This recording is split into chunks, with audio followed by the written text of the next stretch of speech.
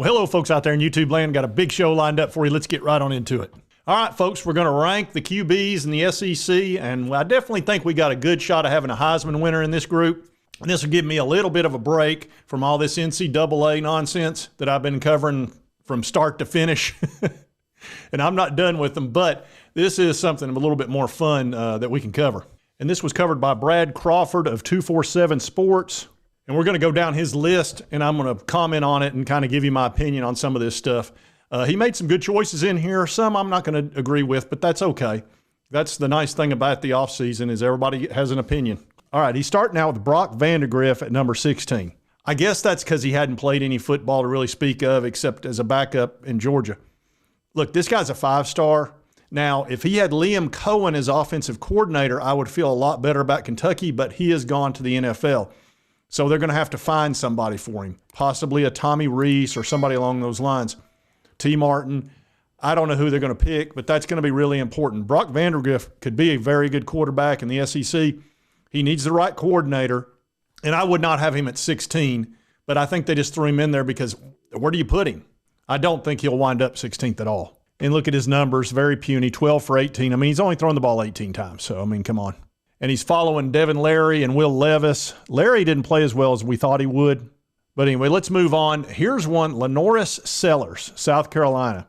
And I got to tell you, if you're Shane Beamer, you're risking it all on this cat. They didn't go. Risk is our business. They didn't go and get any big name in the transfer portal, which doesn't make sense, especially when they had Spencer Rattler, who they got from, I guess it was Oklahoma. And he played well. He was a good, solid quarterback for South Carolina, and he's going to play on Sundays. This is a heck of a risk. Now, this guy's got some skills and some talent, but he was not a highly rated quarterback coming out of high school. I think he was like a 3-star. So we'll see what happens with him. There's a lot of optimism that says because of this guy. So he's a former 3-star signee, tossed a 50-yard. Okay, that doesn't, who cares about that? Says he's the most talented signal caller the program has signed out of high school ranks in quite some time. Talks about Logan's offense. It's going to be more of a run-based scheme. I'm assuming this Sellers cat is a runner. Let's see what he does. Geez, 6'3", 245. Now, he's got some size to him. If he's a good runner, he'll be a load. I didn't know he was 245. Let's see. He was a high 3-star, 34th quarterback, number 7 rank in SEC. Now, they do have Robbie Ashford, who was at Auburn. He's a pretty good quarterback. He's going to be their backup, I'm assuming. Or maybe he may fight for the starting position. Shane, everything's on the line here. You better be right. That's all I got to say. You're coming off a losing record. What were you, 5-7 last year? I'm not seeing it here, Lloyd. Taylon Green of Arkansas. He's one of 4 expected transfer starters within the SEC. He was at Boise State. He threw for 57%, 11 touchdowns, 9 interceptions. Am I supposed to be impressed by that? He could get beaten out by Jacoby Criswell, who came out from UNC. They had just lost KJ Jefferson. I thought they would keep him, especially with Bobby Petrino coming in. And Bobby is a Trojan horse on this deal. I think they're just bringing him in, getting people comfortable with him, and then he'll take over as head coach. But I'm not seeing anything there in Arkansas that's got me impressed at quarterback. They've got him ranked 14th out of 16th. All right, now Payton Thorne at Auburn. I'm surprised by this. I thought they would upgrade that position, especially under Hugh Freeze, who really likes having a good quarterback. He was only 61%. I'm very surprised by that. 16 touchdowns, 10 interceptions. Will the decision from Hugh Freeze to move on from offensive coordinator Philip Montgomery after one season benefit Payton Thorne? I'm very surprised they didn't go get somebody significant. And look, they've got money down there. They don't care to spend money. Why they didn't go out there and spend some Benjamins and get themselves a proven outstanding quarterback, I don't know. But they're sticking with Payton Thorne. I'm a little surprised. They did get Ken Seals from, Vanderbilt. Whoopity-doo. All right, now Vanderbilt's got Diego Pavia. Okay, he was at New Mexico State, 60% passer, 26 touchdowns, 9 interceptions. He does run the ball well. And it's Vanderbilt. I don't know that it makes any difference. Number 12. Okay, whatever. All right, now Mississippi State, they're going to have a new head coach. Let's see, Blake Shapen. Where's Shapen from? He was at Baylor. That's a good program. Only threw 13 touchdowns, only 3 interceptions. 61% found the prototype air raid quarterback. Jeff Leaby's a good coach. That may be a very good hire for Mississippi State. I think that's a good move by them. All right, Oklahoma, Jackson Arnold, 64%, 563 yards. Let's see. It's all about the upside with him. He's a 5-star, played behind Dylan Gabriel as a freshman last season. People are pretty excited about him. Let's see, they got him ranked 10th, so they're looking for big things out of Jackson Arnold, and he may very well deliver. I would expect him to play well. All right, now Connor Weigman, Texas A&M, the big-time 5-star. Look, he was playing really well last year, and I think they would still have their coach, Jimbo Fisher, if not for his injury. 16 touchdowns, 2 interceptions. He's very good, but he got injured. And then they wound up having to go with the backup, and that just didn't work out so good. And they've got their new head coach, Mike Elko, who I think is a very good coach out of Duke. So I would expect Texas A&M should improve this year. All right, now here we go. Graham Mertz. Let me tell you something. Graham Mertz has got some moxie. I thought he was going to stink. He had come from, I believe, Wisconsin. He had thrown in the 50s as far as completion rate. And he's not a running quarterback, so I was like, what are you doing, Billy? And he brought him in, and he played pretty darn well. Now, he's not a world beater. He's not going to put the team on his shoulders and all that, but he's not going to get you beat either. He's a good game manager, and he makes smart decisions. He'll run if he needs to. It wound up being a really good selection by Napier, but they still had a losing season. 3rd one in a row, which is just shocking at Florida. Anyway, Napier's out the door if they don't have a very good season this year. They got to win at least 8 games, and I don't see it. If you've seen their schedule, it's brutal. I want you to look at these last 5 games. Oh, no.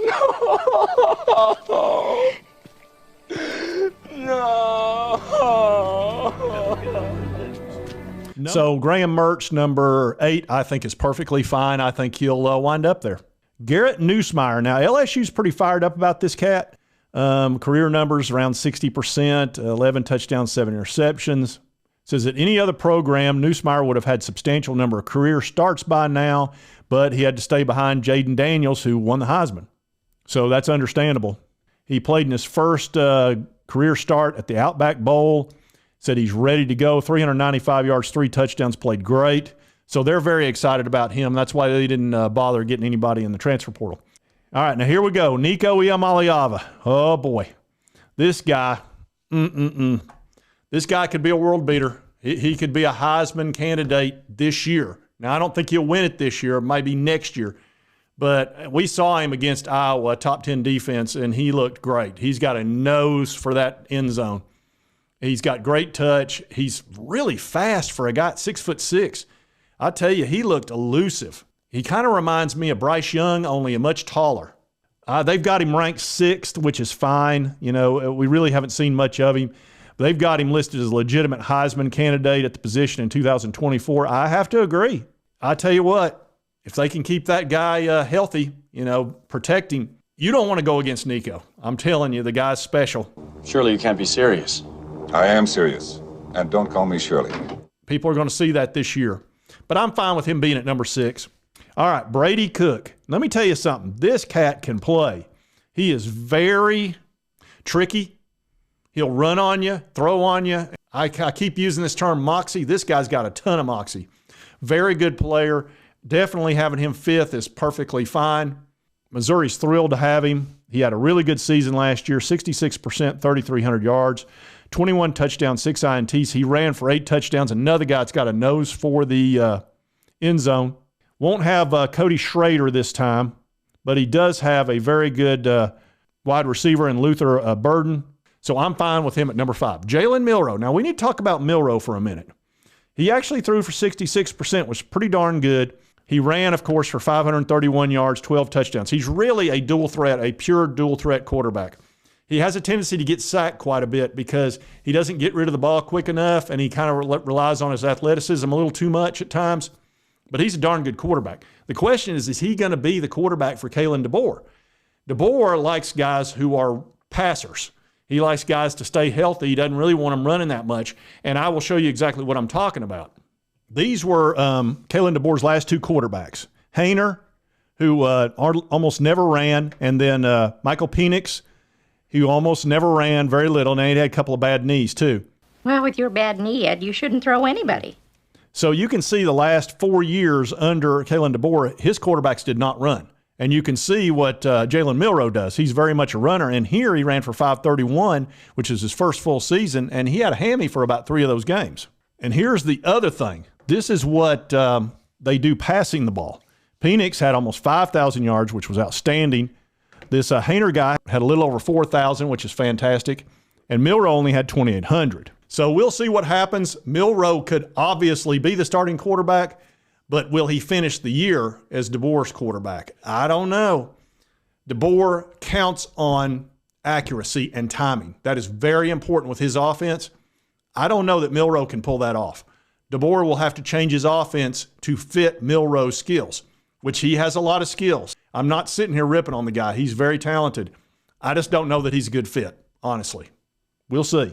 All right, now here's a guy, Jackson Dart. This guy's a very good player. 65%, 3,300 yards, 23 touchdowns, 5 INTs, playing for Lane Kiffin. Dart's played really, really well. I tell you, he's another guy that can really cause you problems, and he'll take off and run on you too. He doesn't care a bit to take off. He's a perfect fit for a Lane Kiffin offense, and they are a dangerous team with him. They could easily make the playoff this year, especially with their schedule. It's not that tough. I am fine with him at number 3. I think that's a perfectly fine position for him. He's quite the player. All right, now Quinn Ewers. Man, I tell you what, this guy's outstanding. 70%, 3,500 yards, 22 touchdowns. He's an outstanding quarterback. He could win the Heisman. He's definitely a candidate, and they'll be in the playoff, I would expect. So I'm fine with him at number 2. Definitely a Heisman possibility. Now we got Carson Beck. Just bought himself a little $300,000 Lambo. He is feeling good. I think Carson Beck is an outstanding quarterback. I really do. He's a guy that's going to be playing on Sundays. Threw for 72%, which is outstanding. Hey! You said the secret word! Of course, he's used to having nothing but these unbelievable tight ends to throw to, and he'll have plenty of guys to throw to at Georgia. They're loaded. Almost 4,000 yards. You can see the touchdowns. He's a guy, I don't know that he's flashy enough to win the Heisman. Plus, they're going to hold the fact that he's playing for Georgia against him a little bit because of all the talent they have, which they really shouldn't. But he could pull it off. He would be kind of the safe bet, I guess, but I just don't know that he's flashy enough to win the Heisman or that he'll put up those big, big numbers because Georgia likes to control the ball. They like to run. I'm just not seeing it here, Lloyd. I think he is fine at first, but I don't think he wins a Heisman. I think he'll be 5th or 6th in the Heisman voting. But he's a terrific quarterback, and Georgia's very happy to have him and fortunate as well. And they've got a good guy behind him by the name of Gunner, which these guys ought to be in soap operas. They've had Carson Beck, Gunner, I can't remember what his last name was, and the other guy was Brock Vandergriff. All sounds like names on a soap opera. So anyway, that's your top 16. I think he did a good job. The guy from 247 did a very good job on that. I'm not going to argue with a whole lot of that, honestly, except for maybe Brock Vandergriff being number 16. He just probably put him there because we just haven't seen much out of him. But I don't think he'll finish there. The rest of them, it's pretty good, honestly. And there's some guys that are risking their future on quarterbacks that I don't know. We'll see about Shane Beamer, Arkansas. There's several teams there. I don't think Billy's going to make it either way, even though he's got a good quarterback. But should be a fascinating season. I'm super excited about Nico, of course, being a VOLS fan. But I enjoy watching all the quarterbacks. Jackson Dart's fun to watch. I think he's a terrific quarterback. Anyway, if you like this content, be sure to hit that like button. Lets me know to continue to cover all these SEC issues and, of course, my VOLS and any other big news that comes out. And if you've not subscribed, it's on your right, my left. Hit this little button. Cost you not a dime, and it would help me out. And right over here is the most recent video that YouTube thinks you'll enjoy. And we'll see you next time on Sports Talk Jay.